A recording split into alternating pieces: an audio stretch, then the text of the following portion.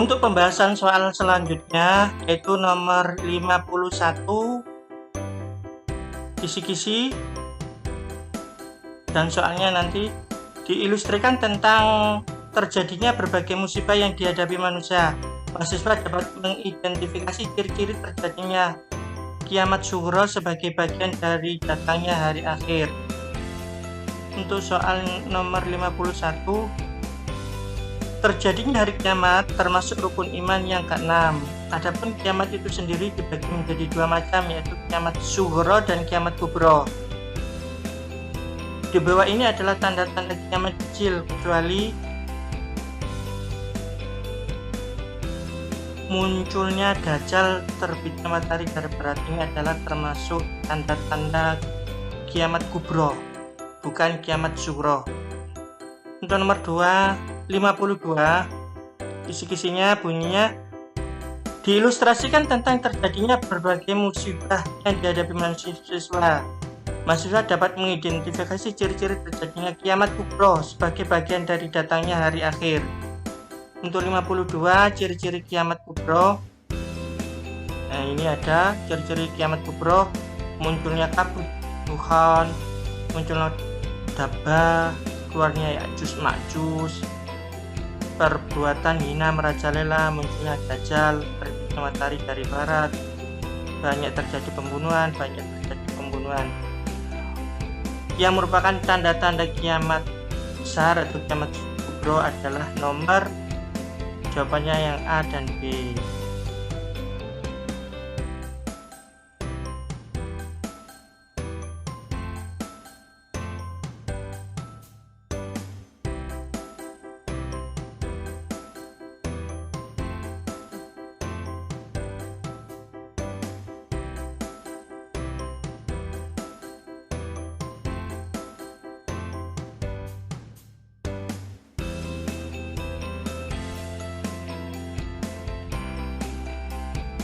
Untuk nomor 53,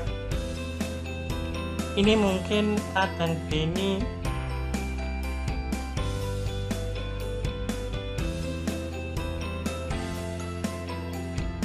lanjut. Nomor 53, dalam surat Al-Zalzalah ayat 1-5 telah digambarkan bagaimana dahsyatnya hari kiamat. Setelah manusia dihancurkan, maka Allah Subhanahu wa Ta'ala membangkitkan manusia dari kuburnya. Mereka akan dimintai pertanggungjawaban semua amal perbuatan yang mereka lakukan ketika di dunia. Pada hari itu tidak ada yang dapat membantu manusia kecuali iman dan amal soleh.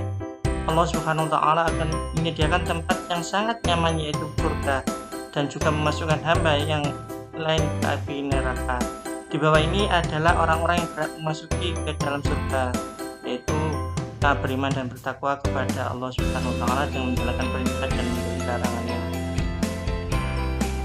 Silakan disimak saja untuk soal selanjutnya, terlalu panjang. 54 ini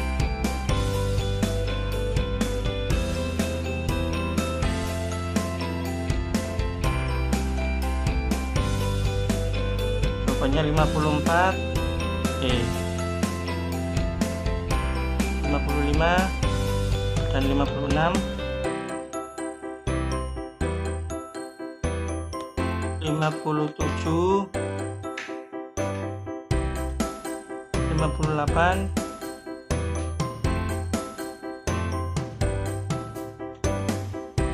59, 60. Untuk soal nomor 60, ayat yang berbicara tentang zat Allah yang tercantum dalam surat An-Nur, Allahu nurus samawati wal ardh, yang 7 nakar zat. Pemahaman seperti itu, takwil yang terlarang itu. Ini jawabannya A. 61, 62, sudah. Ini 62. Silakan Bapak Ibu telak sendiri. 63,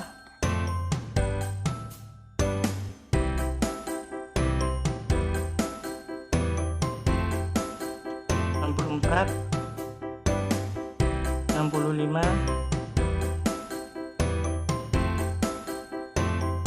66, 66, 67,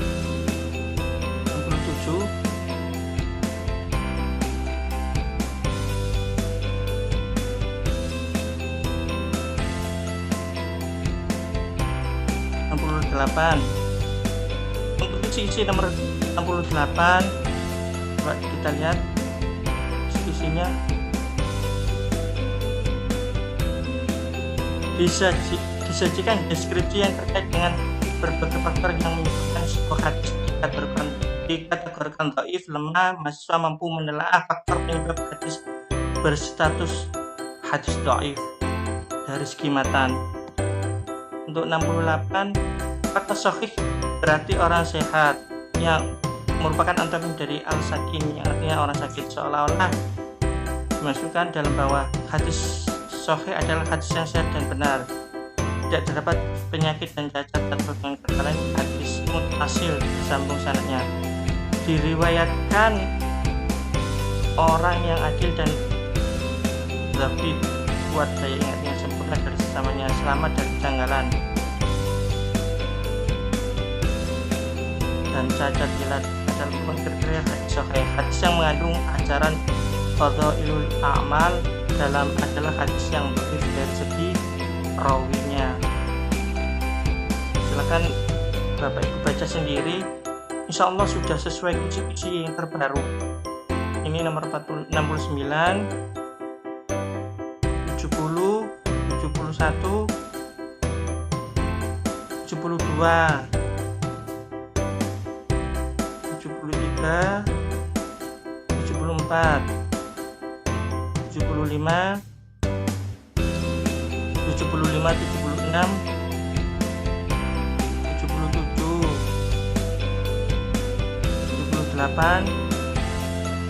79, 80, 81. Untuk 82 ini enggak, soalnya mungkin belum bisa. 83 untuk kisi-kisinya.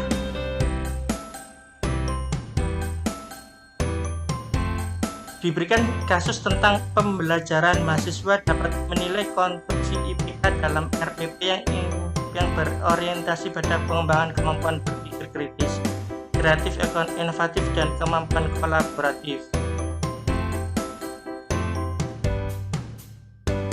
Selain keterampilan berpikir kreatif, berpikir kritis, kemampuan menyelesaikan masalah, komunikasi dan kolaboratif, serta kreatif dan inovatif, keterampilan yang harus dimiliki guru abad 21 yaitu literasi media informasi, komunikasi, dan teknologi. Lanjut 84. Dalam mengawali pelajaran, Bu Ani menyampaikan suatu permasalahan guna bertujuan mendorong para siswanya agar mau mengembangkan kreativitasnya.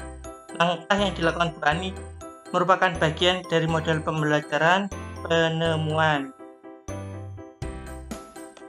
85. Kelompok anak melakukan percobaan untuk menguji dan membuktikan teori-teori atau konsep-konsep di lapangan. Kegiatan dilakukan oleh sekelompok anak tersebut dalam teori humanistik yang tergolong pada tahap eksperimen. Lanjut saja. 86. Model pembelajaran yang menyajikan masalah kontekstual di mana peserta didik bekerja dalam tim untuk memecahkan masalah dunia nyata real world sehingga merangsang peserta didik untuk belajar merupakan ciri khas model pembelajaran program basis learning.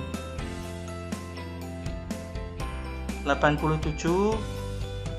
Dalam proses pembelajaran mata pelajaran akidah, materi iman kepada hari akhir, media yang tepat untuk yang digunakan seorang pendidik yang sesuai dengan pendekatan TPACK adalah pembelajaran dengan menggunakan media video tentang peristiwa hari akhir. 88. Jumlah soalnya insya Allah 120.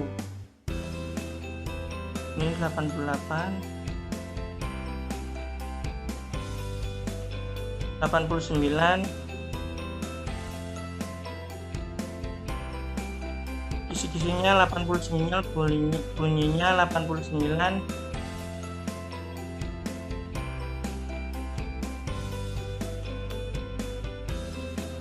Disajikan beberapa contoh materi pokok dan bahan ajar. Mahasiswa dapat menyusun materi ajar berdasarkan struktur pengetahuan faktual, konseptual, prosedural, dan metakognitif. Untuk soalnya,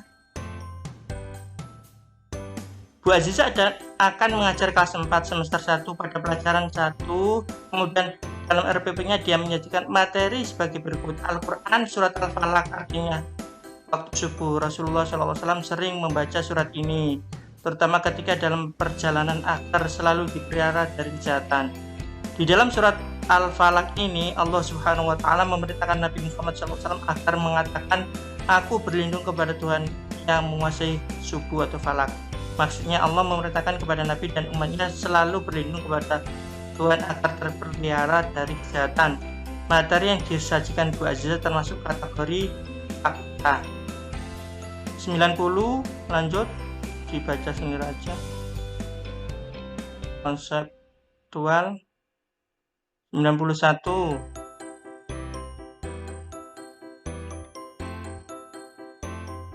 92, KKD dan IPK. Sumber belajar konvensional dan berbasis IT yang relevan adalah animasi yang disajikan dalam slide PPT. 93, problem basic learning. 94, holistik. 95, konstruktivisme. 96,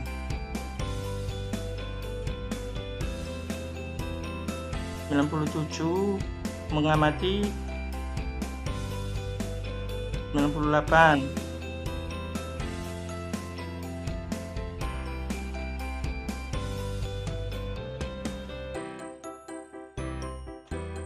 (99), 100. Coba kita lihat kisi-kisi nomor 100.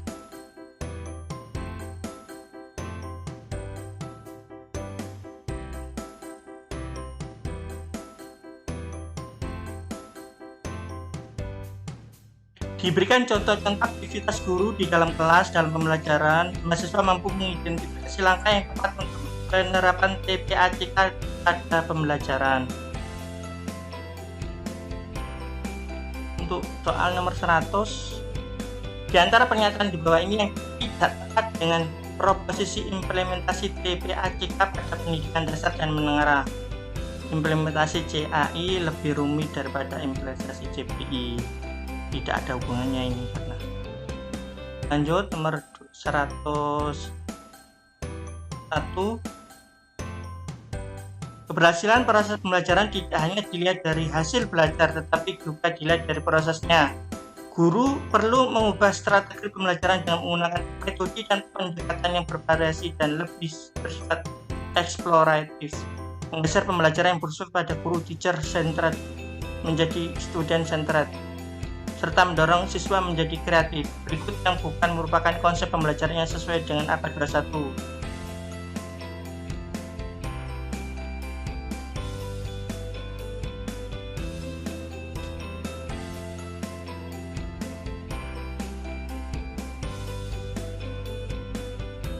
Yang bukan merupakan konsep pembelajaran yang sesuai dengan abad 21.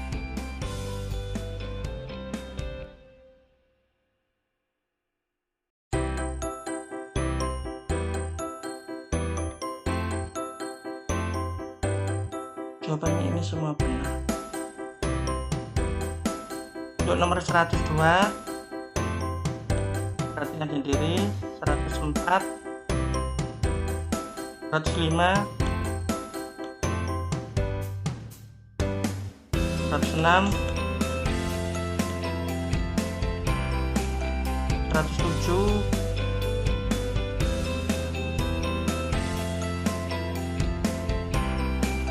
108,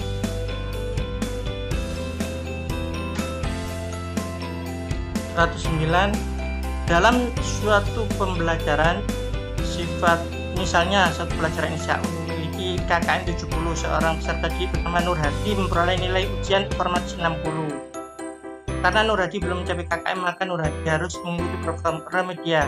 Setelah Nur Hadi mengikuti remedial, ia mendapatkan nilai 90. Jika ketentuan remedial menggunakan nilai rata-rata dari perolehan awal dan nilai tes setelah remedial, maka Nur Hadi memperoleh nilai sebesar jawabannya 75. Nomor 110, 111. Dalam program pengayaan dapat dilakukan melalui berbagai metode, diantaranya yaitu dalam bentuk belajar mandiri dan belajar kelompok. Salah satu bentuk belajar mandiri yang merupakan kolaborasi dari program remedial dan pengayaan yaitu persebaya dan pengembangan latihan. Nomor 112.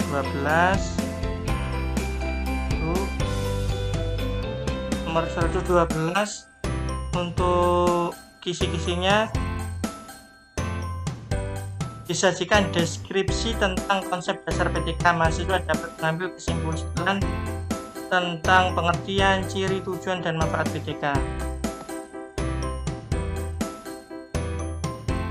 Di dalam sebuah kelas 4 pada pembelajaran materi tayamum, siswa dapat sangat kesulitan dalam memahami dan mengaplikasi materi dalam kehidupan sehari-hari karena metode yang digunakan hanya berceramah. Bu Ima sebagai guru PAI mencoba untuk menggunakan metode pembelajaran yang lain, yaitu menggunakan metode cooperative teaching, dan hasil belajar yang diperoleh siswa sangat signifikan dan berhasil.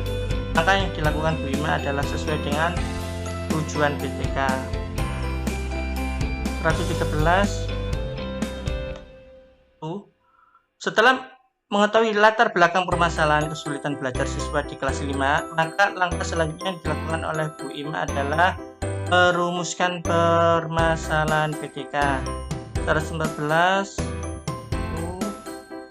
Lanjut 115. 116. 117. 18. Persyaratan pengumpulan data harus memiliki kriteria tertentu seperti validitas, reliabilitas, dan kegunaan. Juga harus memiliki teknik pengumpulan dan mendapat Walcott bahwa teknik pengumpulan data yaitu pengalaman, pengumpamaan, pembuktian, semua jawaban benar. 119. Dalam sebuah karya tulis yang bersifat sistematik, objek cermat, tepat, dan tidak persuasif, tidak argumentatif, tidak emotif, tidak mengejar keuntungan sendiri, dan tidak melibatkan sesuatu adalah ciri-ciri karya ilmiah. Terakhir, untuk nomor 120, lihat kisi-kisinya. Disajikan deskripsi tentang ragam KTI. Mahasiswa mampu menentukan ragam bentuk KTI.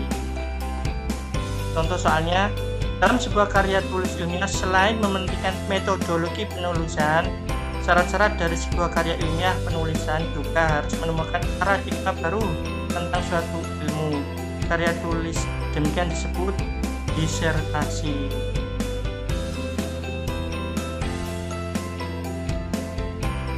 Sekali lagi, bagi Bapak Ibu guru yang pertama kali menemukan channel kami, silakan like, subscribe, dan bagikan ke teman-teman yang mau berintas PPG PAI tahun 2022 ini supaya lebih bermanfaat. Akhirul kalam, assalamualaikum warahmatullahi wabarakatuh.